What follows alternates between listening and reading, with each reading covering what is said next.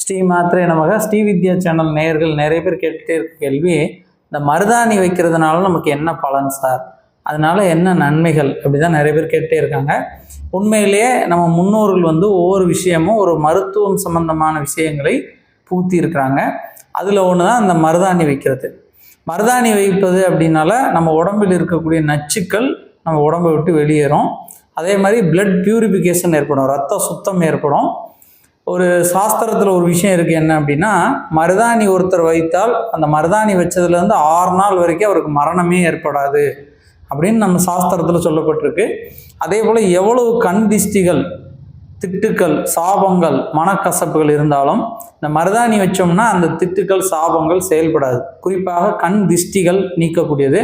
யார் ஒருவர் மருதாணி வச்சிருக்காரோ அவருக்கு செய்வினையோ மாந்திரீகமோ வைக்க முடியாது. இவ்வளவு சிறப்பு கொண்டது இந்த மருதாணி. ஏன் அப்படின்னா, மருதாணிங்கிறது லட்சுமி கடாட்சமானது. அதுதான் சில பேர் இந்த மருதாணி விதையை கூட சாம்பிராணியில் போட சொல்லுவாங்க. வீட்டில் ஏதாவது துர்சக்திகளோ துர்தேவதையாக இருந்தால் உடனே வெளியேற்றக்கூடிய சக்தி இந்த மருதாணி இலைக்கு உண்டு. லட்சுமியோட அம்சங்களில் ஒன்றாக கருதப்படுவது மருதாணி. இந்த மருதாணி கையில் வச்சோம் அப்படின்னா நம்மளை சுற்றி ஒரு நேர்மறையான எண்ணங்கள், நம்ம ஆறா சுத்தப்படும் அப்படின்னு சொல்லுவாங்க.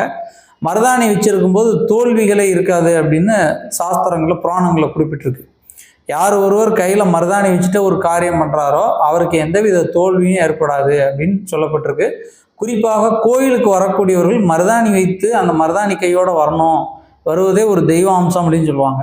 சுப காரியங்கள் செய்யும்போது, வீடு கிரகப்பிரவேசம், பால் காய்ச்சும் போதோ அல்லது திருமணம், கல்யாணம் பண்ணும்போதோ, நிச்சயதார்த்தம், ஒரு பூ வைக்கும் போதோ அந்த மருதாணி வைத்திருந்தோம் அப்படின்னா நம்ம உடம்பில் இருக்கக்கூடிய அதிர்வுகள் நேர்மறையாக இருக்கும். பாசிட்டிவிட்டி நம்மளை சுற்றி சூழ்ந்திருக்கும், நெகட்டிவிட்டி குறைவாக இருக்கும்.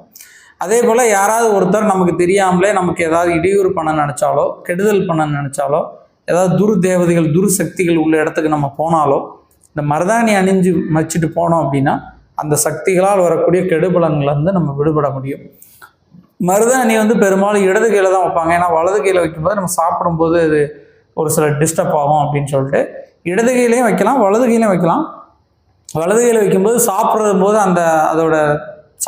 அந்த மருதாணியோட தாக்கம் இருக்குங்கிறதுனால வலது கையில் வைக்கிறதுல பெரும்பாலும் இடது கையில் தான் வைப்பாங்க. சில பேர் என்ன பண்ணுவாங்கன்னா உள்பக்கம் வைக்காமல் வெளிப்பக்கமாக வைப்பாங்க.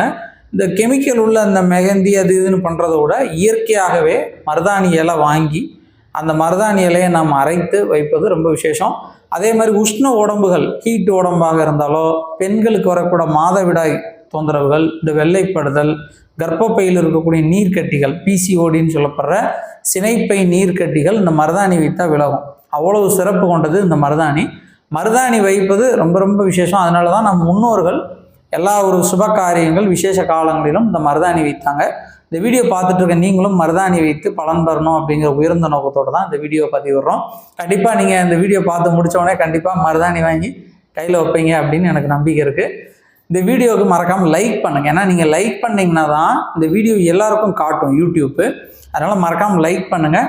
நம்முடைய ஸ்ரீ வித்யா சேனலையும் சப்ஸ்கிரைப் பண்ணுங்கள். நன்றி. ஸ்ரீ மாத்திரை நமக.